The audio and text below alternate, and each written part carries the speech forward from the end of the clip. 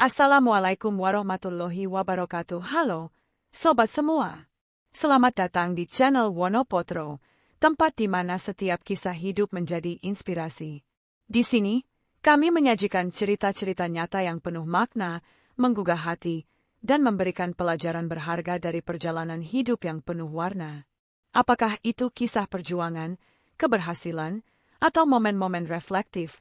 Semuanya kami hadirkan dengan harapan dapat menyentuh hati dan memberikan semangat baru bagi setiap penonton. Jangan lupa untuk subscribe, aktifkan lonceng notifikasi, dan bagikan video-video kami agar semakin banyak orang yang mendapatkan manfaat dari kisah-kisah yang kami bagikan. Terima kasih telah bergabung dengan kami. Selamat menikmati cerita-cerita inspiratif di Wonopotro. Setiap rumah tangga adalah cerita yang unik, penuh warna dan dinamika. Tak ada satupun yang selalu berjalan mulus tanpa rintangan. Dalam kisah nyata ini, saya mengajak Anda menyelami perjalanan hidup Jono dan Nani, dua insan yang dipersatukan oleh cinta, namun harus melewati ujian berat yang menguji keteguhan iman dan kesabaran mereka. Kisah ini bukan sekadar cerita tentang konflik dan masalah rumah tangga, melainkan cermin kehidupan yang mengajarkan kita banyak hal tentang arti pengorbanan, keikhlasan, dan harapan dalam naungan kasih sayang Allah. Dari penolakan awal orang tua, perbedaan latar belakang, hingga cobaan yang datang silih berganti, Jono dan Nani tetap berusaha menjaga ikatan suci pernikahan mereka. Melalui perjalanan mereka, kita diajak untuk merenungi betapa pentingnya kesabaran, doa yang tak pernah putus, dan keyakinan bahwa setiap ujian pasti membawa hikmah yang tersembunyi. Semoga kisah ini bisa menjadi inspirasi dan pengingat bahwa cinta sejati adalah perjalanan panjang yang penuh dengan pelajaran berharga. Pernikahan yang bermula tanpa restu penuh tantangan. Dari konflik, KDRT, hingga anak yang bermasalah, Jono dan Nani tetap bertahan dengan satu kekuatan, doa dan kesetiaan. Mari kita simak kisah nyata yang penuh hikmah ini, yang mengajarkan arti cinta sejati dalam ujian hidup. Angin sore menyapa wajah Jono saat ia turun dari mobil dinas dengan logo kabupaten tempatnya ditugaskan. Ia baru saja menyelesaikan urusan monitoring proyek desa terpencil yang membutuhkan waktu 2 jam perjalanan dari pusat kabupaten. Sebagai seorang pegawai negeri sipil yang ditugaskan dari kabupaten, Jono dituntut untuk mampu beradaptasi dengan cepat di lingkungan baru, termasuk dengan budaya, masyarakat, dan adat istiadat yang belum sepenuhnya ia kenal. Kabupaten ini bukan tanah kelahirannya. Tapi sejak pertama kali menginjakkan kaki di tanah itu, ada semacam ketenangan yang sulit dijelaskan. Di sanalah takdir mempertemukannya dengan Nani. Pertemuan pertama mereka bukan di tempat istimewa, hanya di sebuah kantor kelurahan tempat Nani sebagai kader desa. Wajahnya bersahaja, berjilbab rapi, dan tutur katanya sopan. Nani cukup aktif membantu kelancaran kegiatan desa, dan dari situlah obrolan kecil mulai tumbuh menjadi perhatian yang lebih mendalam. Hari demi hari, Jono dan Nani kian sering terlibat dalam pekerjaan bersama. Meski Nani bukan tipe wanita yang mudah menunjukkan ketertarikan, ada pancaran kehangatan dalam sikapnya. Diam-diam Jono mengagumi ketegasan sekaligus kelembutan Nani. Terlebih, Nani tampak rajin menjalankan ibadah.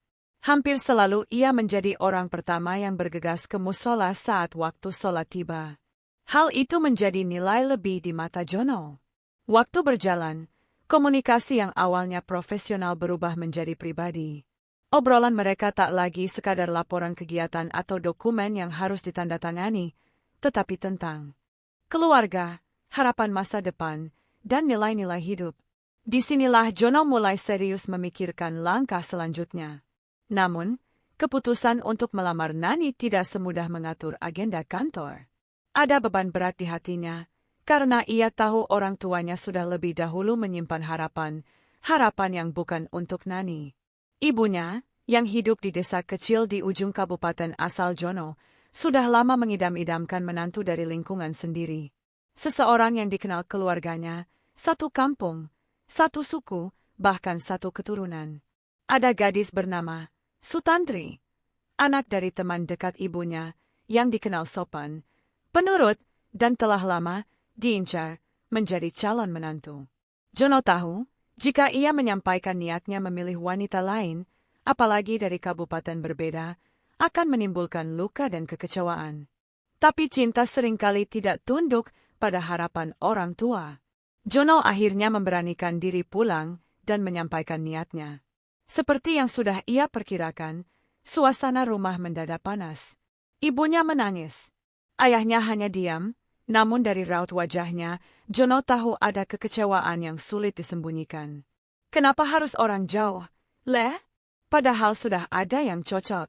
Sudah kenal keluarganya, tahu wataknya. Nak, Sutanri, itu anak baik. Ibu sendiri yang tahu. Suara ibunya parau, namun penuh ketegasan. Jono hanya menunduk. Dalam hatinya ia bergumul. Ia tak berniat menyakiti hati orang tua. Tapi ia juga tidak ingin memaksakan cinta yang tidak tumbuh. Ibu, Jono hanya ingin memilih wanita yang bisa diajak berjuang, yang seiman dan sevisi. Bukan hanya yang dekat secara tempat, tapi yang dekat secara hati, jawabnya pelan. Setelah berhari-hari dalam kebekuan dan pertengkaran kecil, akhirnya kedua orang tua Jono mengalah. Tidak sepenuhnya ikhlas, tapi mereka sadar, tidak semua rencana manusia bisa memaksa takdir. Pernikahan adalah pilihan hidup. Mereka hanya bisa mendoakan yang terbaik, meski bukan yang mereka harapkan. Akhirnya, pernikahan Jono dan Nani pun dilangsungkan secara sederhana di rumah keluarga Nani. Suasana penuh sukacita, meski tak semua keluarga Jono hadir dengan hati yang sepenuhnya bahagia. Tapi bagi Jono, hari itu adalah hari penting. Ia mengucap ijab kabul dengan penuh keyakinan dan harapan bahwa rumah tangganya akan menjadi ladang pahala, tempat berlayar menuju surganya. Bulan-bulan awal pernikahan mereka dipenuhi dengan tawa dan kerjasama. Nani tampak seperti wanita impian. Ia bangun lebih awal dari suami, menyiapkan sarapan, membasuh kaki Jono setiap pulang kerja, dan tidak pernah melewatkan waktu sholat. Ia pun mulai menyatu dengan lingkungan Jono, meski secara sosial masih terlihat canggung. Waktu berjalan. Anak pertama lahir setahun kemudian. Tangisan bayi lelaki itu menjadi kebahagiaan luar biasa bagi Jono. Ia merasa hidupnya lengkap. Ia sudah punya keluarga sendiri, istri salehah, dan seorang anak yang menjadi amanah Allah. Dalam doanya, Jono sering memanjatkan syukur. Ya, Allah, aku tahu hidup tak pernah lepas dari ujian. Tapi berilah kami keluarga yang sakinah, mawaddah, warahmah. Istriku wanita pilihanmu. Jika ada kurangnya, perbaikilah dengan hidayah MU. Dan jadikan aku suami yang tidak lemah dalam membimbing, tapi lembut dalam bersabar. Namun, di balik kehangatan awal pernikahan, Jono belum tahu bahwa badai perlahan mulai mendekat. Sifat asli seseorang tidak selalu nampak dalam waktu singkat. Nani, yang selama ini terlihat lembut, ternyata menyimpan karakter keras yang selama masa pacaran tersembunyi di balik wajah sabar dan kata-kata manis. Tapi Jono masih buta. Ia masih larut dalam suasana indah itu, belum menyadari bahwa perjalanan rumah tangganya tidak akan selamanya tenang. Ia belum tahu bahwa ujian berat akan datang bukan dari luar, tapi dari dalam rumahnya sendiri. Namun bagi Jono, pernikahan bukan tempat untuk lari saat susah, tapi tempat untuk menetap, bersujud, dan meminta petunjuk dari Allah. Karena cinta sejati tidak selalu ditandai oleh senyum yang selalu hadir, tapi oleh kesetiaan yang tidak luntur, meski diuji oleh luka. Hari-hari awal setelah ijab kabul itu berjalan seperti mimpi indah bagi Jono. Ia dan Nani tinggal di sebuah rumah dinas sederhana di pinggiran kota kabupaten. Rumah itu tidak besar, tapi cukup nyaman untuk memulai kehidupan baru. Ada suara burung tiap pagi, udara segar, dan halaman kecil yang mereka rawat bersama. Kehangatan rumah tangga terasa nyata, setidaknya di awal. Nani tampak seperti istri yang penuh kasih. Setiap pagi ia bangun lebih dulu dari Jono, menyiapkan air hangat, memasak sarapan sederhana, dan membangunkan Jono dengan lembut. Ia bahkan mencuci pakaian dengan tangannya sendiri meski sudah ada mesin cuci. Tak lupa, setiap kali azan berkumandang, Nani akan mengajak Jono untuk segera menunaikan sholat berjamaah, meski hanya berdua di rumah. Jono bersyukur. Ia merasa doanya selama ini terjawab. Memiliki istri yang rajin ibadah, peduli rumah tangga, dan tampil sederhana di tengah masyarakat membuat hatinya tenang. Hubungan mereka juga hangat, ada candaan kecil, percakapan sebelum tidur, dan saling memberi perhatian dengan cara yang sederhana tapi bermakna. Setahun setelah pernikahan, tangisan pertama bayi laki-laki mereka pecah di ruang bersalin. Jono menatap anaknya dengan mata berkaca-kaca, tak percaya ia sudah menjadi seorang ayah. Anak itu diberi nama Raffi, yang berarti yang tinggi derajatnya. Nani memeluk bayi itu dengan penuh kasih, dan untuk sesaat, segalanya terasa sempurna. Waktu terus berjalan. Raffi tumbuh sehat, lucu, dan aktif. Kehadirannya semakin mempererat hubungan keduanya.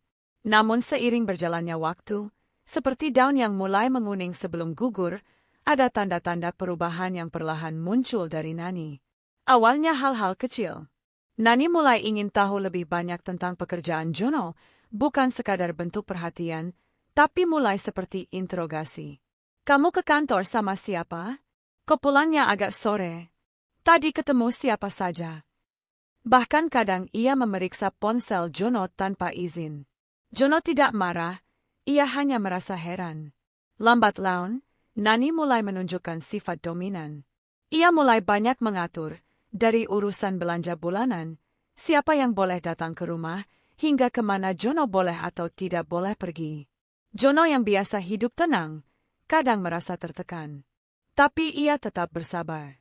Bukankah pernikahan adalah ladang pahala? Jika aku bersabar dengan istriku, semoga Allah bersabar denganku di hari akhir nanti, pikir Jono dalam sujud malamnya.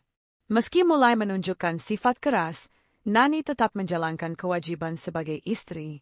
Ia rajin sholat, bahkan mengajak anak-anak menghafal surat pendek sejak kecil. Nani juga aktif di kegiatan ibu-ibu pengajian dan dikenal sebagai sosok yang disiplin. Namun, kepada Jono, sikapnya tidak selalu lembut. Kadang-kadang tajam, bahkan emosional. Tahun-tahun berlalu, dan Allah menganugerahi mereka dua putra lagi, Faris dan Ghani.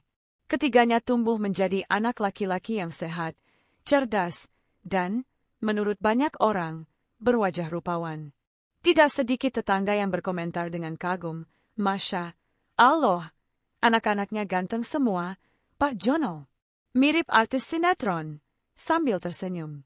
Jono hanya tertawa kecil dan berkata, Alhamdulillah, titipan Allah ini. Semoga mereka bukan hanya ganteng wajahnya, tapi juga hatinya. Ketiga putra ini menjadi sumber kebahagiaan tersendiri bagi Jono. Ia merasa kehidupannya lengkap, istri, anak-anak, pekerjaan yang tetap berjalan baik. Namun, di sisi lain, tekanan batin mulai menggerogoti dirinya. Ia tidak pernah membalas bentakan Nani, meski hatinya terluka. Ia tidak pernah menyalahkan istrinya saat keputusan-keputusan dalam rumah tangga diambil secara sepihak. Ia hanya diam, menyimpan semuanya dalam hati, dan meletakkan luka-lukanya dalam doa. Ada satu titik ketika Nani mulai melarang Jono untuk terlalu dekat dengan keluarganya sendiri. Ia mulai bersikap sensitif bila Jono pulang kampung terlalu sering, atau terlalu banyak memberi bantuan ke orang tua dan saudara. Bahkan pernah suatu hari, Jono mendapati Nani berkata tajam pada ibunya sendiri. Mama itu jangan ikut campur urusan rumah tangga kami. Kami sudah punya keluarga sendiri. Biarlah kami yang atur, ucap Nani saat bertemu mertuanya. Jono hanya bisa menunduk. Ibunya menatapnya, tidak berkata apa-apa, tapi sorot matanya menyimpan luka. Sepulangnya dari rumah orang tuanya hari itu, Jono menangis dalam sujud malamnya. Ia meminta ampun, bukan karena kesalahannya, tapi karena tidak mampu menjaga perasaan ibunya yang telah melahirkannya. Ya, Allah, aku tahu surga di bawah telapak kaki ibu. Tapi kini aku berada di antara tanggung jawab pada istri dan baktiku pada ibu. Jangan cabut petunjuk MU dariku, ya Rab. Lembutkan hati istriku. Jadikan ia wanita yang menghargai keluargaku, seperti aku juga berusaha menghargainya. Jono mulai memahami bahwa rumah tangga bukan sekadar tentang cinta. Ada ujian dalam bentuk kesabaran, Ada cobaan dalam bentuk ketegangan batin, dan ada pengorbanan yang tak kasat mata. Tapi ia percaya, selama niatnya lurus karena Allah, selama ia tidak melanggar batas sebagai suami dan ayah, maka Allah akan tunjukkan jalan keluar. Ia tetap menjaga kewajiban. Ia tetap menjadi ayah yang penuh kasih, suami yang tidak banyak menuntut, dan pegawai yang amanah. Ia mulai lebih sering menulis dalam buku kecil, curahan hati, doa-doa panjang, dan harapan-harapan kecil yang ia bisikkan setiap selesai sholat. Suatu malam, saat anak-anak sudah tidur, dan suara hujan gerimis jatuh di atap rumah, Jono duduk di ruang tamu dengan Al-Quran untuk menenangkan hatinya. Ia tahu, tidak semua jalan rumah tangga mulus. Tapi orang yang bersabar akan selalu ditinggikan derajatnya oleh Allah. Maka ia memutuskan, meski luka batin masih ada, ia akan tetap bertahan. Demi anak-anak, demi ibadahnya, dan demi amanah sebagai suami yang tidak ingin gagal seperti ayah tirinya dulu. Karena bagi Jono, mencintai dalam diam dan mengalah dalam sabar adalah bentuk cinta yang paling tinggi. Ia tidak ingin menyerah. Ia hanya ingin melihat Nani berubah, pelan-pelan, menuju arah yang Allah ridai. Waktu adalah guru yang paling sabar dan paling jujur. Ia perlahan membuka tabir-tabir yang tertutup, mengupas lapisan-lapisan kehidupan rumah tangga yang sebelumnya tersembunyi oleh cinta dan harapan. Dalam kasus Jono, waktu telah membawanya dari bulan madu yang manis ke masa-masa getir yang menguji iman, kesabaran, dan tanggung jawabnya sebagai seorang suami. Tahun-tahun setelah kelahiran anak ketiga, rumah tangga mereka tidak lagi semanis dahulu. Nani mulai menunjukkan sifat aslinya secara terbuka. Ia tidak hanya keras kepala, tapi juga merasa harus mengendalikan semua hal di rumah, bahkan sampai urusan yang berada di luar rumah, urusan kantor Jono, urusan keluarga besar, hingga cara Jono bergaul dan berpenampilan. Setiap pagi, suasana rumah yang dulunya damai kini sering dipenuhi suara keras. Kadang hanya soal remeh seperti posisi sandal yang tidak rapi, piring kotor yang belum dicuci, atau Jono lupa menaruh handuk. Namun itu bisa memicu ledakan emosi dari Nani. Nggak usah ngelamun terus, kamu itu sudah punya anak 3. Bisa nggak sih jadi suami yang rapi, yang perhatian, bukan yang kerjaannya cuma ngabisin waktu di kantor? Bentaknya suatu pagi. Jono diam. Ia sedang mengenakan sepatu untuk berangkat kerja, tapi tangannya gemetar. Ia tidak membalas. Ia tahu, kata-kata dalam keadaan emosi hanya akan memperparah keadaan. Hari-hari seperti itu menjadi biasa. Nani mulai mengatur jadwal hidup Jono dari pagi sampai malam. Ia ingin tahu semua aktivitasnya di kantor, menuntut untuk diberi laporan rinci, bahkan meminta agar Jono tidak terlalu dekat dengan rekan kerja wanita, termasuk yang sudah bersuami. Nani mulai menelepon Jono berulang kali saat jam kerja hanya untuk memastikan keberadaan suaminya. Lagi di mana?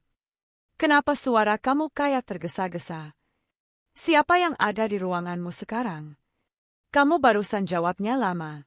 Lagi sama siapa? Pikiran Jono mulai lelah. Ia mulai merasa seperti tersangka dalam rumahnya sendiri. Tapi setiap kali rasa marah muncul, ia segera menarik napas panjang dan mengingat wajah anak-anaknya. Raffi, Faris, dan Ghani. Ketiganya masih kecil, lugu, dan selalu menunggu ayah mereka pulang dengan wajah penuh harap. Batin Jono mulai lelah. Tapi cintanya pada anak-anak membuat ia tetap bertahan. Puncak dari semua itu terjadi ketika Nani mulai terang-terangan menyakiti mertuanya, Ibunda Jono. Ia tidak hanya mengurangi kunjungan ke rumah orang tua Jono, tapi mulai berkata-kata kasar di hadapan anak-anak. Lihat tuh, nenek kamu itu cuma bisa nyuruh-nyuruh. Sudah tua, tapi masih mau campur tangan. Kita ini punya kehidupan sendiri. Jangan ditiru kelakuannya, ucap Nani suatu malam. Jono saat itu mendengarnya dari ruang tengah. Dadanya sesak. Ia bangkit dan menatap Nani dengan mata berair. Tolong, Nani. Itu ibuku. Dia yang melahirkan dan membesarkanku. Kamu boleh marah padaku, tapi jangan libatkan ibu dalam konflik kita. Alih-alih minta maaf, Nani malah berkata, Aku capek pura-pura hormat sama orang yang gak pernah suka padaku. Dari awal pernikahan kita, dia sudah menolakku, kan? Malam itu, untuk pertama kalinya, Jono merasa dikhianati oleh orang yang paling ia cintai. Ia menarik diri, masuk ke kamar, dan bersujud lama sekali. Dalam sujudnya, ia hanya bisa menangis dan berkata, "Ya, Allah, aku hanya ingin berumah tangga dengan baik. Aku ingin istriku jadi pelindungku, bukan pedang yang melukaimu. Tapi aku tak sanggup lagi. Jika engkau mengizinkan, ambillah semua ini jika memang harus berakhir." Beberapa minggu kemudian, konflik meledak. Nani marah karena Jono menolak permintaannya untuk meminjamkan uang dalam jumlah besar kepada saudaranya yang gemar bermain judi. Pertengkaran itu begitu hebat hingga Nani sempat mendorong Jono di depan anak-anak mereka. Jono terjatuh dan membentur kursi kayu. "Sudah cukup," bentak Jono, berdiri dengan wajah penuh luka. Untuk pertama kalinya ia menatap istrinya dengan mata penuh luka dan putus asa. Malam itu, setelah semua tenang, Jono memanggil Nani ke ruang tamu. Anak-anak sudah tidur. Suasana hening. Hanya suara jam dinding yang terdengar detik demi detik. "Nani, aku sudah tidak sanggup lagi. Aku sudah berusaha sabar, berdoa, menahan segala luka. Tapi hari ini kamu tidak hanya menyakitiku secara batin, kamu juga melukai tubuhku. Di depan anak-anak kita. Aku tidak bisa biarkan ini berulang." Lalu dengan suara berat, dan air mata yang jatuh perlahan dari pelupuk matanya, Jono berkata, "Aku jatuhkan talak 1 malam ini." Nani terdiam. Wajahnya yang tadinya keras perlahan berubah. Ia tidak menyangka Jono, yang selama ini selalu diam dan mengalah, akhirnya berkata seperti itu. Tapi malam itu Jono tidak mundur. Ia benar-benar merasa tak mampu lagi. Ia keluar dari rumah dan tinggal beberapa hari di rumah orang tuanya. Dalam kesendiriannya, Jono mendekat pada Allah lebih dalam. Setiap malam ia bangun untuk tahajud. Ia mengaji, berdoa dengan linangan air mata. "Ya, Allah, Engkau tahu aku tidak ingin perpisahan ini. Tapi aku juga tidak ingin hidup dalam luka yang berulang. Jika masih ada jalan kebaikan, bukakanlah. Jika tidak, kuatkanlah aku menerima takdir-Mu." Beberapa hari kemudian, Nani datang ke rumah orang tua Jono. Ia datang dengan wajah sendu, tanpa riasan, dan menunduk sepanjang percakapan. Ia tidak membawa amarah, hanya membawa harapan. Aku minta maaf," katanya lirih. "Aku tahu aku banyak salah. Aku terlalu keras. Tapi aku juga nggak mau pisah. Aku ingin kita kembali, tapi aku berjanji akan berubah." Jono tidak langsung mengangguk. Ia minta waktu. Ia ingin memastikan bahwa perubahan itu bukan hanya karena takut kehilangan, tapi karena kesadaran dan taubat. Dalam Islam, talak 1 masih bisa dirujuk selama dalam masa iddah. Maka Jono memutuskan untuk memberi Nani kesempatan. Tapi ia juga membuat batasan baru. Komunikasi harus sehat, tidak ada kekerasan dalam bentuk apapun, dan tidak boleh ada penghinaan terhadap orang tua. Nani menyetujui semuanya. Mereka kembali tinggal bersama. Suasana masih canggung, tapi perlahan membaik. Nani mulai belajar menahan emosinya. Ia tidak lagi menginterogasi Jono tiap hari, meski sesekali rasa curiga masih muncul. Tapi kali ini, Nani mencoba menghadapinya dengan sabar dan doa. Disinilah ujian cinta Jono dan Nani benar-benar diuji. Setelah badai besar itu, mereka mencoba membangun ulang pondasi rumah tangga mereka dengan lebih jujur, lebih terbuka, dan lebih mendekat pada Allah. Setiap malam, Jono kini mengajak Nani mengaji bersama. Mereka membaca tafsir Al-Quran, berdiskusi, dan saling meminta maaf setiap sebelum tidur. Jono tidak berharap Nani menjadi sempurna. Ia hanya berharap istrinya menjadi pribadi yang terus belajar, bertumbuh, dan menjauhi kesalahan yang sama. Dan di antara sujud mereka yang semakin khusyuk, Jono menyadari satu hal. Kadang cinta bukan tentang siapa yang paling benar, tapi siapa yang paling bisa bersabar, dan siapa yang tetap bertahan meski hati berkeping-keping. Perjalanan rumah tangga Jono dan Nani bagaikan perahu yang terus menantang ombak besar. Setelah talak satu yang dijatuhkan Jono, rumah tangga itu seperti kapal yang nyaris karam namun masih bisa diselamatkan. Masa iddah dijadikan momen perenungan bagi keduanya. Meski akhirnya Jono memutuskan untuk rujuk, luka-luka batin yang sempat menganga tidak bisa langsung sembuh. Waktu dan keikhlasan adalah obatnya. Namun rujuk bukan akhir dari masalah. Justru itu adalah awal dari perjalanan baru, perjalanan panjang menuju perbaikan dan pemulihan. Jono, dalam keheningan malam-malam panjangnya, terus berdoa agar Allah membimbing istrinya. Ia tahu, hanya Allah yang mampu melunakkan hati manusia. Dan hanya waktu yang bisa membuktikan apakah doa-doanya dijawab atau tidak. Nani, di sisi lain, membawa beban yang lebih berat daripada yang ia sadari. Di balik wajah keras dan suara tinggi yang selama ini menjadi perisainya, tersembunyi luka-luka masa lalu yang belum sembuh. Ia tidak pernah terbuka pada siapapun, bahkan pada Jono, bahwa sejak kecil ia tumbuh dalam rumah yang penuh bentakan dan minim pelukan. Ayahnya keras, ibunya pun tidak kalah tegas. Kasih sayang ditunjukkan lewat disiplin, bukan belayan. Dalam hatinya yang terluka, Nani membangun benteng pertahanan berupa sikap dominan. Ia pikir, menjadi kuat berarti tidak boleh terlihat lemah. Tapi sikap itu justru melukai orang-orang terdekat, termasuk orang yang paling ia cintai, suaminya, anak-anaknya, bahkan ibunya sendiri. Suatu hari, beberapa bulan setelah mereka rujuk, Nani mengunjungi rumah ibunya di desa. Hubungan mereka memang tidak terlalu harmonis sejak dulu. Ibu Nani adalah wanita yang sederhana namun tegas. Seringkali jika mereka berbeda pendapat, suara meninggi menjadi hal biasa. Namun hari itu, suasana menjadi lebih buruk dari biasanya. Masalah kecil soal warisan sawah yang belum dibagi rata menjadi pemicu. Nani merasa berhak atas bagian yang lebih karena merasa selama ini sering membantu. Sang ibu tak setuju. Perdebatan memanas.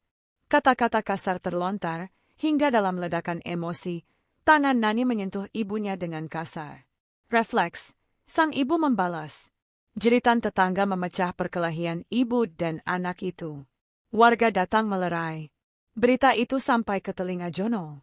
Ia tak bisa berkata-kata. Hatinya serasa ditikam. Istri yang dulu ia perjuangkan, kini bukan hanya menyakitinya, tapi juga wanita yang melahirkannya sendiri. Malam itu, Nani pulang ke rumah dengan mata sembab. Ia duduk diam di ruang tengah. Tak berkata apa-apa. Hanya sesekali menarik napas panjang. Jono datang dan duduk di sampingnya, tanpa bertanya. Mereka diam lama. Aku tadi nyakitin ibu, ucap Nani lirih, suaranya serak. Aku nggak tahu kenapa bisa seburuk itu. Aku merasa dia tidak adil.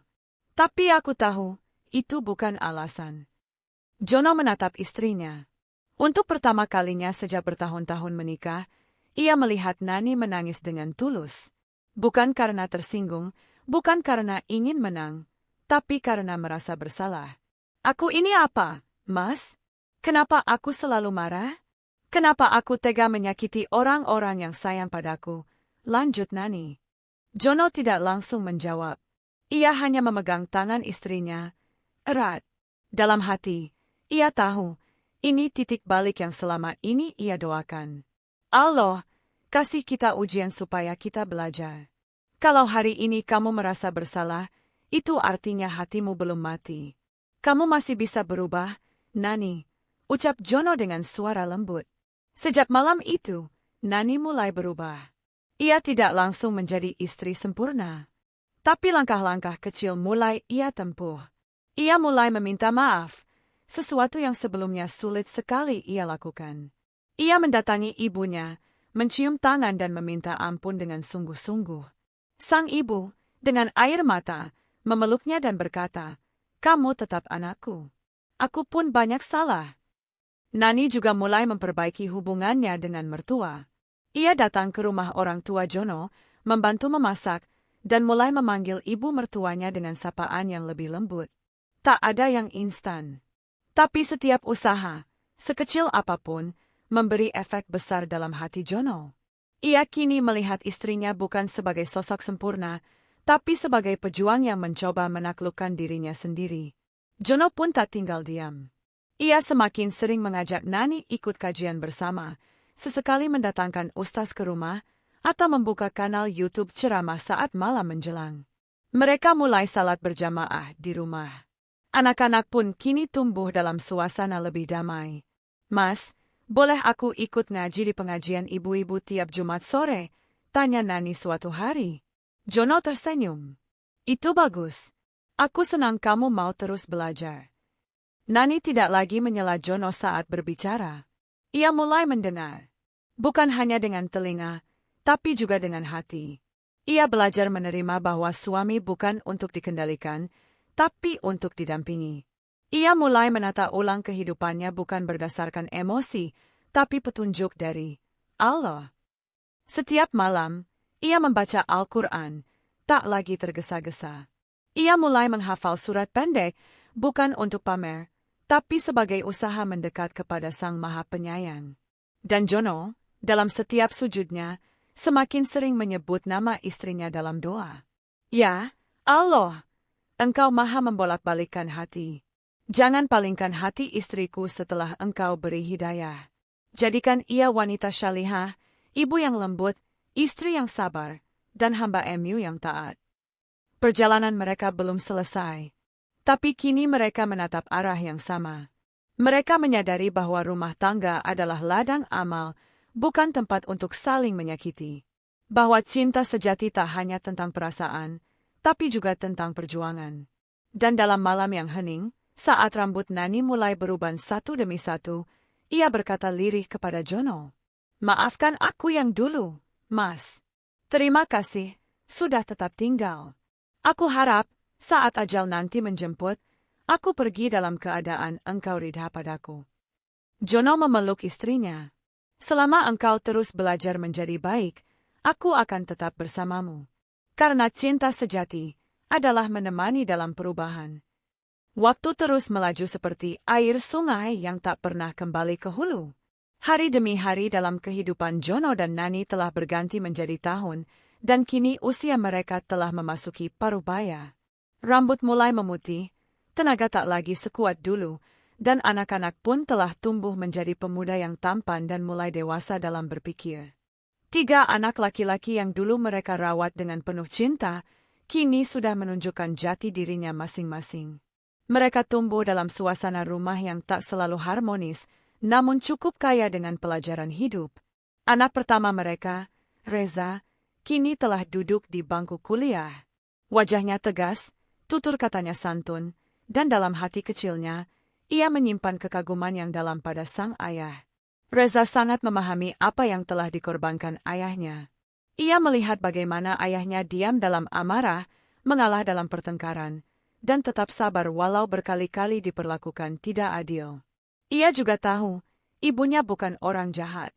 Hanya saja keras, terlalu keras, dan seringkali tidak tahu cara menyampaikan kasih sayang. Suatu malam, ketika Reza baru saja pulang dari kampus, ia melihat ibunya duduk sendirian di ruang tamu. Lampu sudah diredupkan, dan hanya ada suara kipas angin yang berputar malas. Ia mendekati ibunya dan duduk di sampingnya. "Ibu belum tidur?" tanyanya. Nani tersenyum lemah. "Belum, Nak. Ibu cuma kepikiran sesuatu." Reza tak langsung membalas. Ia tahu, kadang ibunya hanya butuh didengarkan, bukan dinasihati. Tapi malam itu, ia merasa ada waktunya untuk berbicara. "Ibu," katanya pelan, "boleh aku bicara sedikit dari hati ke hati?" Nani menatap anak sulungnya itu. Wajah Reza begitu mirip dengan ayahnya, Jono, tenang dan penuh pengertian. "Boleh, Nak. Ibu dengar."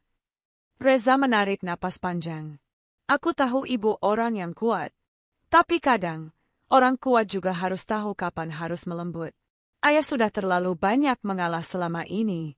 Aku bukan mau menghakimi ibu, tapi sebagai anak, aku hanya ingin melihat ibu dan ayah bisa tua bersama dengan tenang." Nani terdiam. Matanya mulai berkaca-kaca. Mendengar nasihat seperti itu dari anak yang ia lahirkan dan besarkan membuat dadanya sesak, tapi sekaligus hangat. Ibu tahu, Reza, ucapnya pelan. Ibu ini keras kepala, kadang mulut ibu lebih cepat dari pikiran. Ibu pun sering menyesal setelah marah, tapi kadang gengsi menahan lidah. Reza menggenggam tangan ibunya. Mulai dari sekarang, Bu. Belajar pelan-pelan. Kalau ibu melembut, kami semua pasti makin sayang sama ibu. Allah juga akan lebih ridha. Nani tak langsung menjawab, tapi malam itu ia menangis dalam diam. Tangisan yang tidak disertai amarah atau kekecewaan. Tangisan yang lahir dari kesadaran bahwa dirinya telah menyakiti banyak hati, termasuk hati anak-anaknya sendiri. Di hari-hari selanjutnya, perubahan kecil mulai tampak. Nani tidak lagi mudah membentak. Ia belajar mengatur emosi, meski kadang masih gagal. Tapi setidaknya ia mencoba. Ia mulai lebih banyak tersenyum, bahkan mulai menyapa tetangga yang dulu ia abaikan.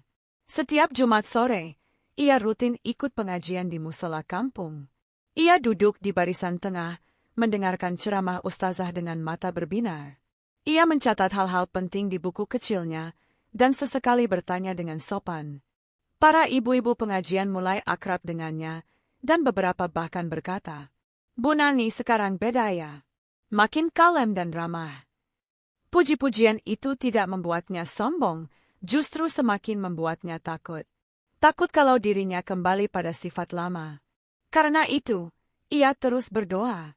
"Ya, Allah, kalau aku dulu keras kepala, sombong, dan menyakitkan, ampunilah aku. Beri aku kesempatan memperbaiki semuanya selama aku masih hidup." Jono melihat perubahan istrinya dengan hati campur aduk. Ia bahagia, tentu. Tapi juga sadar bahwa perubahan ini adalah hasil dari tempaan waktu, bukan hal instan. Ia pun merasa doanya selama bertahun-tahun tidak sia-sia. Dalam setiap sujudnya, ia tetap menyebut nama Nani. Dan kini, doa itu disertai syukur. Syukur karena Allah tidak langsung mengabulkan keinginannya secara cepat, tapi mengajarinya makna sabar yang sesungguhnya. Suatu sore, Nani duduk di teras rumah sambil memandang langit yang kemerahan. Reza datang dan duduk di sampingnya. "Bu, aku rencana lulus tahun depan, insya Allah," katanya. Nani tersenyum. "Ibu doakan kamu sukses, nak. Jadilah laki-laki seperti ayahmu, sabar, kuat, dan bertanggung jawab." Reza menatap ibunya dengan mata berkaca. Kata-kata itu, bagi dia, adalah pertanda bahwa ibunya sudah benar-benar berubah. Ia merasa bahagia, bukan karena ibunya memujinya, tapi karena ibunya kini mampu menghargai ayahnya dengan tulus. Dalam hidup, tidak semua perubahan datang dari luar. Kadang perubahan terbesar justru dimulai dari dalam diri. Nani telah memulai langkahnya, meski terlambat. Tapi ia tidak ingin berakhir dalam penyesalan. Ia ingin menutup hidupnya sebagai istri yang diridho, ibu yang dihormati, dan hamba yang kembali kepada Tuhannya dalam keadaan husnul khatimah. Dan Jono, lelaki yang sejak awal memilih mencintai dalam diam dan berjuang dalam kesabaran, kini bisa menatap masa tuanya dengan damai. Ia tidak pernah menyesal menikahi Nani, karena dari pernikahan itulah ia belajar makna sabar yang sebenarnya. Ia tidak pernah merasa kalah, karena dalam kesabaran itu, Allah memperlihatkan kemenangan yang sejati. Setiap rumah tangga pasti diuji, dan ujian itu datang tidak selalu lewat pasangan hidup. Kadang, ujian terbesar justru datang dari buah hati yang selama ini dibesarkan dengan kasih sayang dan harapan. Jono dan Nani, yang semula mulai menikmati masa tua dengan lebih tenang, kini harus menghadapi cobaan baru, yang lebih menguras hati dan iman. Adalah anak kedua mereka, Dio, remaja tampan yang sejak kecil dikenal aktif dan penuh semangat. Dibanding kakaknya, Reza, Dio memang lebih keras kepala, suka bergaul, dan cepat akrab dengan siapa saja. Sejak SMP, Dio sudah terlihat menonjol dalam banyak hal, dari olahraga sampai menjadi ketua kelas. Tapi siapa sangka, perubahan yang pelan namun pasti mulai merusak arah hidupnya saat ia duduk di bangku SMA. Awalnya, perubahan Dio tidak terlalu mencolok. Ia mulai sering pulang terlambat, berdalih tugas kelompok atau kegiatan sekolah. Jono dan Nani tidak menaruh curiga karena percaya pada anak mereka. Namun beberapa bulan kemudian, guru wali kelas menelepon Jono. "Pak Jono, maaf mengganggu. Kami perlu bicara soal Dio. Sudah beberapa minggu ini dia jarang masuk sekolah. Terakhir, kami dapat info kalau Dio terlihat di warnet hingga larut malam." Jono yang saat itu masih di kantor, tercekat. Tangannya gemetar menggenggam ponsel, sementara pikirannya berkecamuk. Pulang ke rumah, Jono memanggil Dio. Tapi anak itu hanya mengangkat bahu, bersikap seolah tak ada masalah. "Ayah terlalu khawatir," katanya. "Aku ini sudah besar. Bisa jaga diri." Jono menatap mata anaknya. Mata yang dulu jernih kini tampak lelah, seperti menyimpan kebohongan. Nani yang duduk di samping Jono mulai naik pitam, namun Jono menahan. "Dio," ucap Jono tenang. "Ayah tahu kamu sudah besar. Tapi jadi besar bukan berarti bebas berbuat semaunya. Besar artinya tanggung jawabmu juga besar." "Ayah tidak marah, tapi ayah ingin tahu, kamu kenapa?" Dio diam. Mulutnya mengatup rapat. Hari itu, tak ada pengakuan. Tapi beberapa hari kemudian, kebenaran datang lewat berita yang jauh lebih mengejutkan. Jono mendapat telepon dari Lea Singh. Seseorang telah menggadaikan mobil keluarga mereka, dan ternyata nama yang tercatat adalah nama Dio. Mobil Avanza yang selama ini mereka gunakan untuk keperluan keluarga, bahkan kadang untuk antar jemput pengajian, kini sudah berpindah tangan. Saat ditelusuri lebih jauh, uang hasil gadai itu telah habis untuk berjudi. Jono nyaris tak percaya. Anak keduanya yang masih duduk di kelas 2 SMA telah terjerumus dalam permainan haram. Tak hanya bolos sekolah, Dio bahkan telah kenal dengan dunia taruhan online, bermain di warnet hingga subuh, bahkan berutang pada teman-teman tongkrongannya. Saat kabar ini diketahui Nani, hatinya runtuh. Ia menangis di dapur, meremas jilbabnya sambil beristighfar. "Ya Allah, cobaan apa lagi ini? Ya Allah." Nani sempat menyalahkan dirinya sendiri. "Aku ini istri yang dulu keras kepala, mungkin ini balasannya," gumamnya. Tapi Jono segera menenangkannya. "Jangan begitu, Bu. Ujian ini bukan karena dosa masa lalu. Semua keluarga pasti diuji. Kita harus bisa bedakan mana ujian, mana hukuman. Kalau kita hadapi dengan sabar, ini akan jadi penghapus dosa kita, bukan penambah." Hari itu, Dio tidak pulang. Ia menghilang, membawa sebagian barang berharganya. Beberapa hari kemudian, datang kabar bahwa Dio terlihat di rumah teman lamanya. Jono menyusul. Ia temukan anak itu dalam keadaan lemas, tak terurus, dengan mata sembab. "Maaf, ya," katanya pelan. "Aku bingung, aku malu pulang." Jono mendekat, memeluk anaknya yang masih remaja itu dengan erat. "Kamu tetap anak ayah. Salahmu besar, tapi cinta ayah lebih besar lagi. Tapi kamu harus berubah, nah. Kamu harus kembali jadi anak yang ayah banggakan." Dio akhirnya dibawa pulang. Di rumah, suasana hening. Reza menatap adiknya dengan kecewa, namun memilih diam. Sedangkan adik bungsu mereka hanya bertanya polos, "Kak Dio kenapa gak sekolah?" Hari-hari berikutnya dipenuhi dengan tangis dan istighfar. Jono dan Nani membawa Dio ke ustaz yang biasa mereka datangi. Ustaz itu mendekati Dio, berbicara lembut tapi tegas. "Kamu masih muda. Masih panjang jalan hidupmu. Tapi kalau kamu terus berjalan ke jurang, habis sudah masa depanmu. Kamu mau jadi anak yang bikin bangga, atau bikin hancur nama keluarga?" Dio menangis malam itu. Ia duduk di musala rumah, memeluk lututnya. Dalam diam, ia bersujud, mungkin untuk pertama kalinya dengan sungguh-sungguh.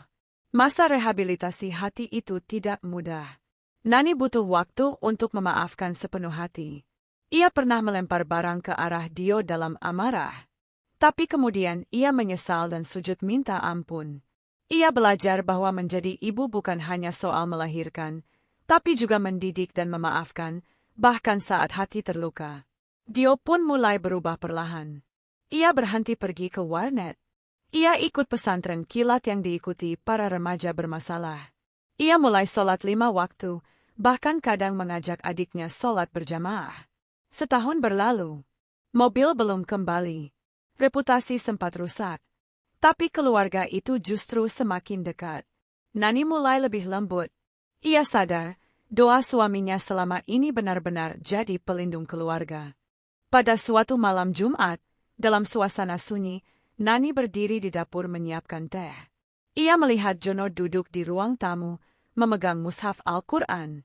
Rambutnya yang mulai memutih, punggungnya sedikit bungkuk. Tapi dari tubuh itu, terpancar kekuatan yang besar, kekuatan doa dan kesabaran. Nani mendekat dan berkata pelan, "Maafkan aku selama ini, Mas. Aku sudah terlalu sering menyakitimu." Jono menatapnya, tersenyum. "Aku tidak pernah berhenti mendoakanmu, Bu. Kamu ibu dari anak-anakku. Doaku untukmu adalah doa untuk masa depan mereka juga." Air mata Nani menetes. Malam itu, ia ikut suaminya mengaji. Mereka duduk berdampingan, membaca surat Al-Baqarah. Hati yang dulu keras, kini mulai lembut. Luka yang dulu dalam, kini mulai sembuh. Dan doa Jono tak pernah putus. "Ya Allah, lindungilah keluargaku dari fitnah dunia, kuatkan iman kami, dan jadikan rumah tangga ini sakinah, mawaddah, warahmah." Rumah itu tak lagi ramai seperti dulu. Tak ada lagi teriakan Nani yang membentak Dio saat terlambat pulang malam.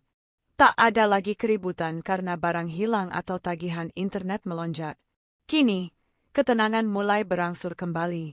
Tapi suasana tenang itu bukan semata karena masalah sudah selesai, melainkan karena semua anggota keluarga mulai belajar untuk saling memahami, dan yang paling menonjol, perubahan Dio, anak kedua yang sempat membawa duka besar bagi hati ayah dan ibunya. Dio resmi dikeluarkan dari sekolah saat kelas 2 SMA. Surat pemecatan itu diterima Jono dengan perasaan campur aduk. Sedih, kecewa, malu, tapi juga bersyukur. Setidaknya, ini momen penting untuk memulai lembaran baru. Tak bisa dipaksakan kembali ke sekolah formal, akhirnya Jono dan Nani sepakat agar Dio mengikuti ujian kesetaraan, paket C. Proses belajar paket C tidak semudah yang dibayangkan. Dio harus melawan rasa malas, rasa minder, dan rasa malu kepada lingkungan sekitar. Tapi pelan-pelan, semangat itu mulai tumbuh. Semua bermula dari satu titik sederhana. Ia mendengar nasihat dari Reza, kakaknya. "Dio, kamu boleh jatuh. Tapi jangan tinggal di dalam lubang. Orang yang kuat bukan yang gak pernah jatuh, tapi yang bangkit meski sakit." Dio termenung lama setelah mendengar itu. Malamnya, ia membuka mushaf kecil yang diberikan ayahnya. Ia membaca terjemahannya pelan-pelan. Sejak hari itu, perubahan Dio menjadi nyata. Ia mulai bangun pagi, sholat subuh berjamaah dengan ayah dan adiknya. Ia membantu membersihkan rumah, bahkan ikut belanja ke pasar bersama ibunya. Tidak jarang, ia terlihat duduk sendiri di teras rumah, membaca buku-buku agama yang dahulu hanya jadi pajangan di rak. Ujian paket C akhirnya dilalui dengan perjuangan keras. Dan saat hasil diumumkan, Dio lulus. Meski bukan dengan nilai terbaik, tapi itu adalah kemenangan besar bagi dirinya sendiri dan keluarga. Hari itu, Jono mengajak istri dan anak-anaknya makan bersama di warung sederhana. Nani duduk di samping Dio, memeluknya. "Mas, aku bahagia. Akhirnya anak kita ini bisa menebus masa lalu." Jono tersenyum, memegang tangan istrinya. "Karena kamu sudah bersabar, Bu. Karena kamu juga yang dulu paling keras padanya, kini kamu juga yang paling kuat memeluknya." Kini, Dio banyak menghabiskan waktu di rumah. Ia belum melanjutkan ke perguruan tinggi, dan juga belum bekerja tetap. Tapi kehadirannya di rumah justru membawa warna baru.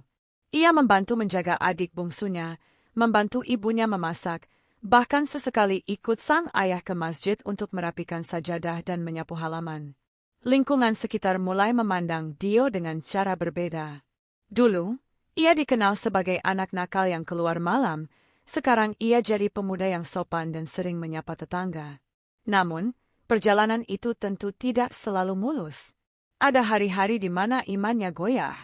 Ada saat-saat di mana keinginan untuk kembali ke kebiasaan lama muncul, terutama saat teman-teman lamanya mengajak berkumpul.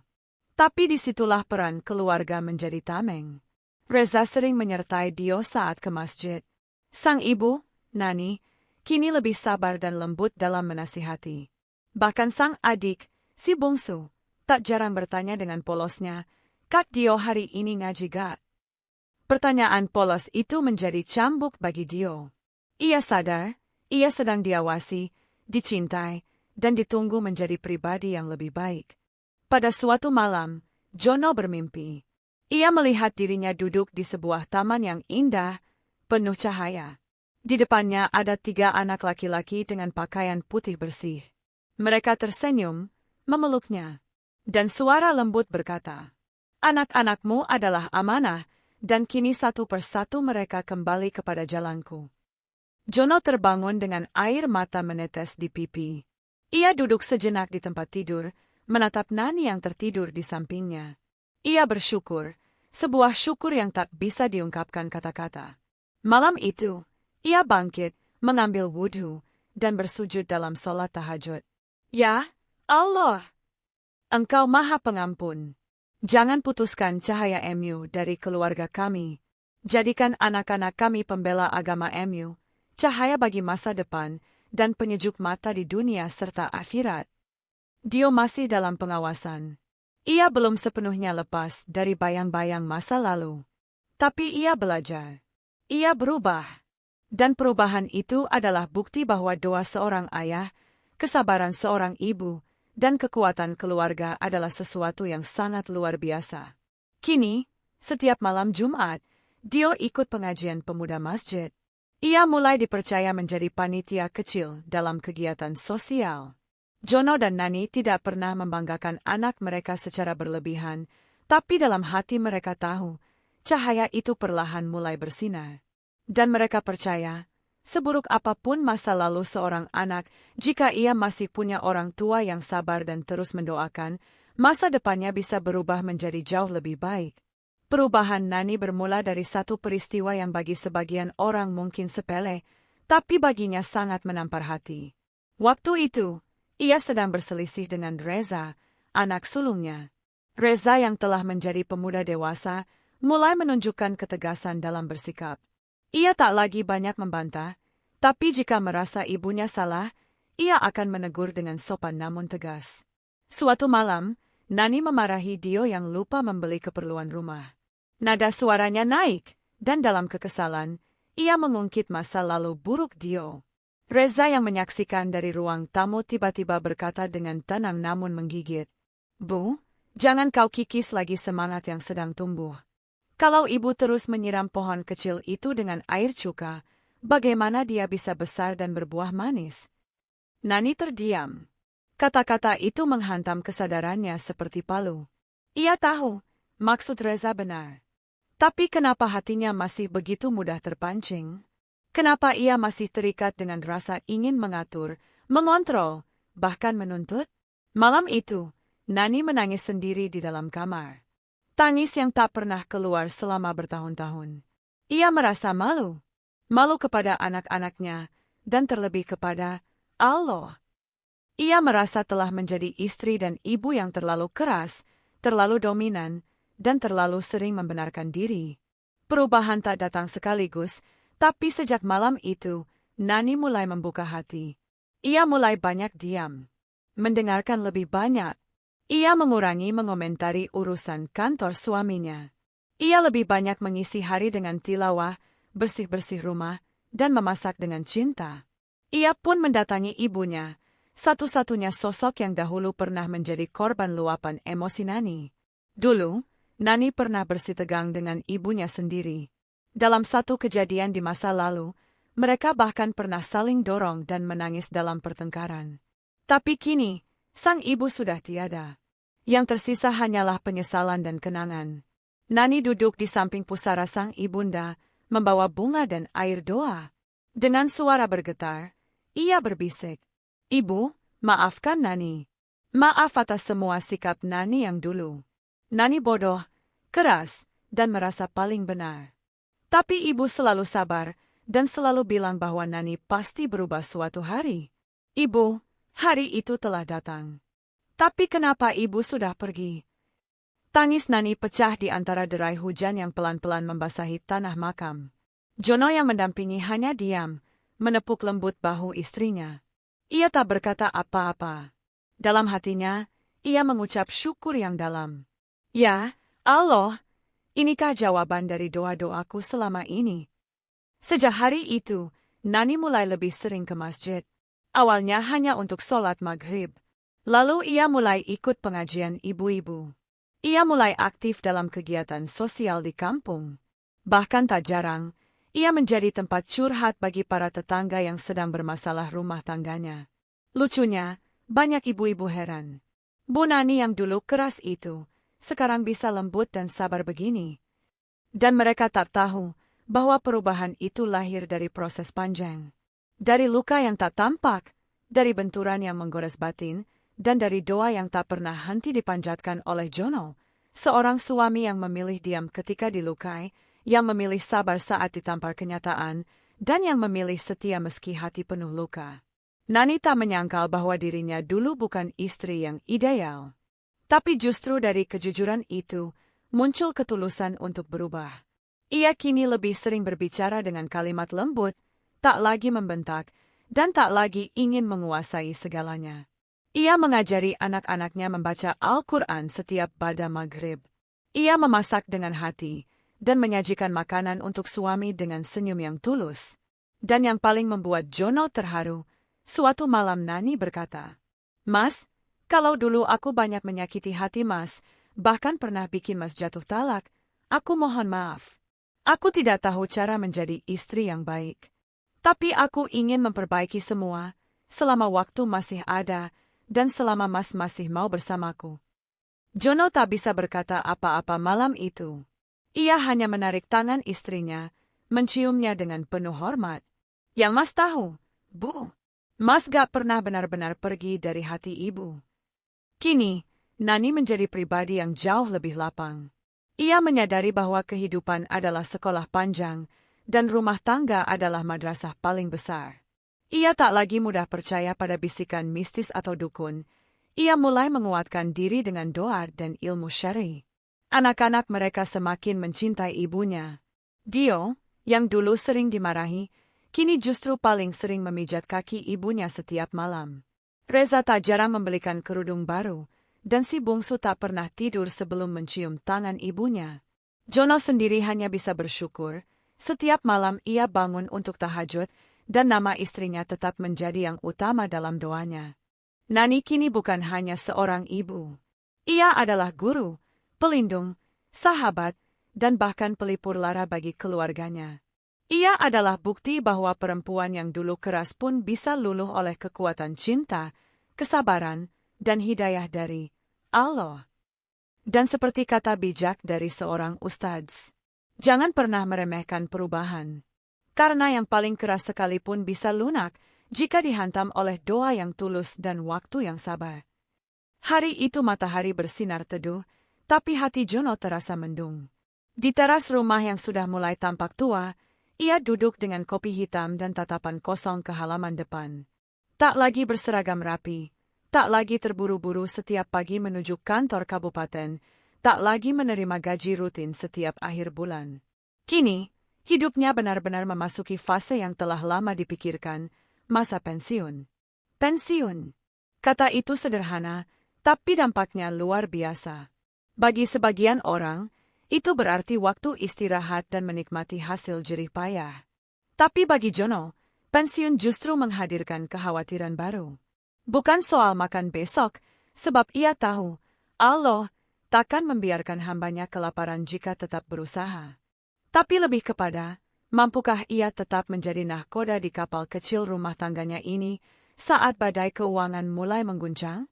Pendapatan mereka kini hanya berasal dari uang pensiun dan sedikit hasil usaha kecil-kecilan yang dikelola Nani.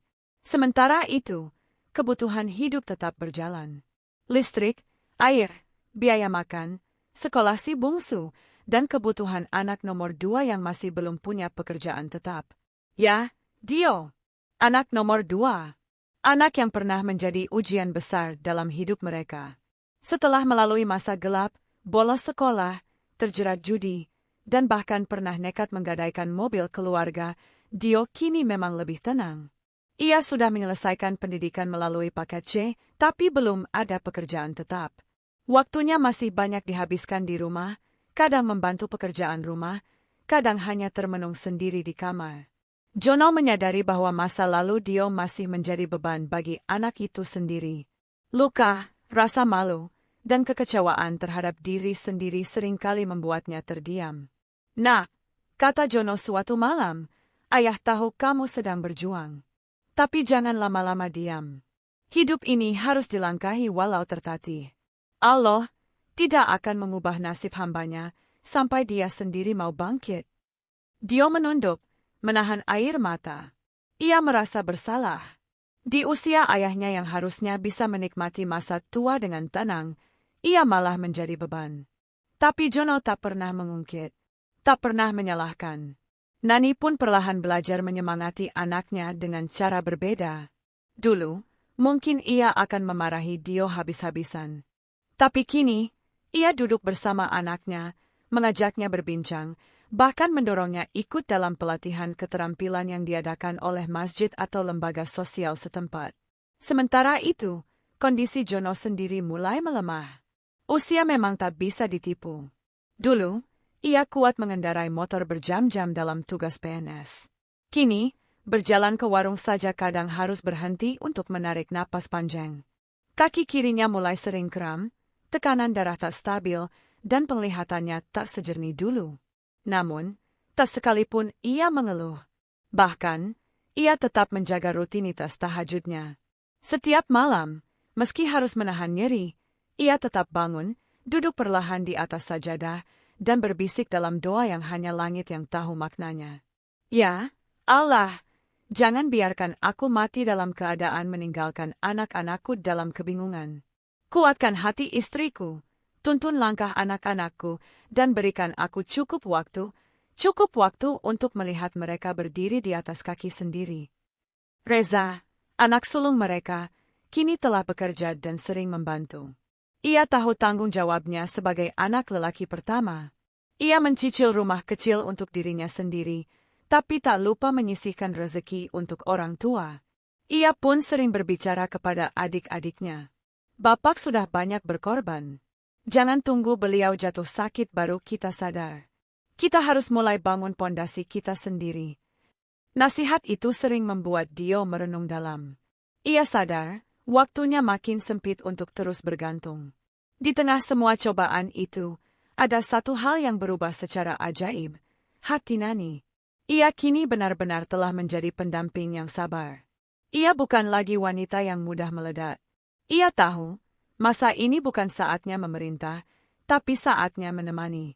Ia sering menyiapkan air hangat untuk Jono, memijat punggungnya, dan mengajaknya duduk bersama menonton ceramah atau mengaji. Dan suatu malam, ketika Jono tampak sangat lelah setelah seharian mengurus kebun kecil di belakang rumah, Nani berkata sambil menyuapi suaminya dengan bubur. "Mas, kalau hari itu aku tidak berubah, mungkin aku sudah kehilangan Mas hari ini. Tapi, Allah, kasih aku waktu, kasih aku kesempatan. Maafkan aku ya Mas, dulu aku tidak tahu betapa besar hati Mas." Jono hanya tersenyum. Tangannya menggenggam tangan istrinya yang kini mulai keriput. "Yang Mas tahu, Mas tidak pernah berhenti sayang." Pagi-pagi setelah subuh, mereka duduk berdua di beranda rumah, menikmati teh hangat. Udara sejuk, ayam berkokok di kejauhan, dan langit perlahan mulai terang. Nani berkata pelan, "Mas, aku mau jual sebagian gelang emas aku. Kita bisa buat usaha kecil untuk Dio. Mungkin dia bisa mulai dengan jual makanan online atau servis kecil-kecilan. Jangan sampai anak kita merasa tidak berguna." Jono menatap istrinya, kagum. Inilah Nani yang dulu keras, kini lembut. Dulu menuntut, kini menawarkan solusi. Dulu menghakimi, kini menyayangi. Ia merasa doa-doanya selama ini benar-benar dikabulkan. Allah. Bahkan lebih dari yang ia harapkan. Hidup memang tak mudah. Masa tua bukan berarti akhir dari cobaan, justru kadang lebih berat. Tapi kini, mereka menghadapinya bersama. Bukan lagi dengan ego, tapi dengan iman. Bukan lagi dengan kemarahan, tapi dengan kasih sayang. Anak-anak mereka perlahan mulai tumbuh dan belajar dari kehidupan orang tuanya. Mereka melihat bahwa cinta sejati bukan tentang kata-kata manis di awal, tapi keteguhan di tengah badai.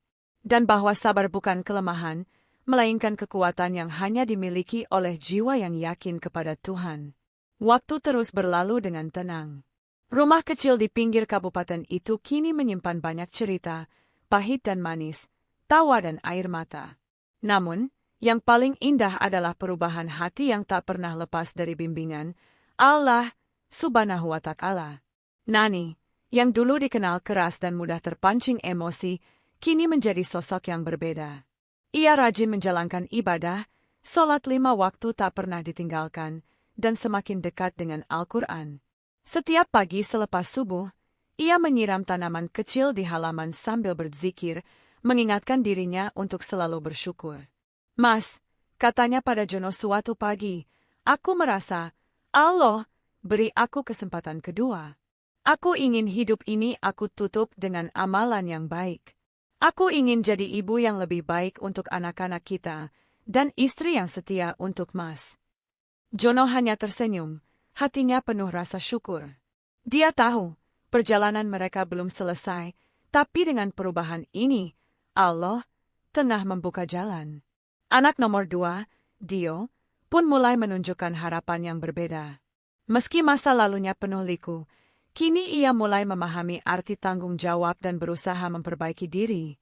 Setiap malam, sebelum tidur, ia berdoa khusyuk. Ya, Allah, berikan aku kekuatan untuk membahagiakan orang tuaku. Semoga aku bisa membawa mereka ke tanah suci, umroh atau bahkan haji, sebagai tanda terima kasih atas kasih sayang mereka selama ini. Doa itu bukan sekadar harapan kosong, tapi niat tulus dari hati yang mulai belajar ikhlas dan sabar. Jono dan Nani sering berbincang tentang masa depan anak-anaknya. Kita mungkin tak bisa memberikan harta melimpah, kata Jono, tapi kita bisa beri mereka cinta, iman, dan doa yang tulus. Itu adalah warisan terindah. Nani menambahkan, dan jangan lupa, kita harus tetap berusaha dan berdoa. Allah Maha mendengar. Malam itu, setelah sholat Isya, keluarga kecil itu duduk bersama, membicarakan rencana masa depan. Mereka saling menguatkan, mengingatkan bahwa dalam kesulitan ada kemudahan, dan dalam ujian ada hikmah. Insya Allah, kata Jono, kita akan terus berjuang bersama. Demi anak-anak dan demi ridho Allah. Kini, meskipun usia mulai menua, harapan tetap membara. Keluarga kecil itu percaya bahwa dengan iman dan doa, segala yang mereka impikan bukanlah hal yang mustahil. Mereka siap menghadapi sisa hidup dengan penuh syukur, mewariskan nilai keimanan, keteguhan hati, dan kasih sayang yang tak pernah pudar. Waktu berjalan dengan begitu cepat, membawa pergantian musim dan usia. Jono dan Nani kini telah memasuki senja hidup mereka. Rambut yang dulu hitam legam kini memutih, langkah yang dulu ringan kini mulai tertatih. Namun, hati mereka tetap teguh, penuh iman dan harapan. Dalam perjalanan panjang rumah tangga yang penuh liku, mereka belajar arti sabar, ikhlas, dan doa yang tak pernah putus. Dari permulaan yang penuh penolakan, cobaan yang berat, hingga akhirnya menjadi keluarga yang saling menguatkan dalam iman. Nani yang dulu keras kini menjadi muslimah yang lembut dan penuh kasih. Jono yang dulu banyak mengalah kini menjadi pelindung keluarga dengan doa dan keteguhan hati. Anak-anak, mereka pun tumbuh dengan pelajaran hidup yang tak ternilai, bahwa kebahagiaan bukan hanya dari dunia, tapi dari ridha Allah dan kasih sayang yang tulus. Di suatu pagi yang cerah, mereka duduk bersama di teras rumah, menikmati secangkir teh hangat. Nani menggenggam tangan Jono, air matanya mengalir perlahan, bukan karena sedih, tapi karena syukur. Mas, terima kasih sudah sabar dan terus mendoakan aku dan anak-anak. Aku yakin, semua ini adalah karunia dari Allah yang Maha Pengasih, katanya lirih. Jono tersenyum. Semua yang kita lalui adalah pelajaran. Semoga Allah mengampuni dosa-dosa kita dan mengumpulkan kita di surganya kelak. Mereka berdua saling menatap, hati penuh damai. Di balik cobaan dan ujian, mereka menemukan cahaya yang sejati, iman, pengharapan, dan cinta yang tulus dari Allah yang Maha Kuasa. Kisah mereka bukan hanya tentang pernikahan yang penuh rintangan, tapi juga tentang perjalanan hati yang terus berubah dan bertumbuh menuju kebaikan dan kebahagiaan hakiki.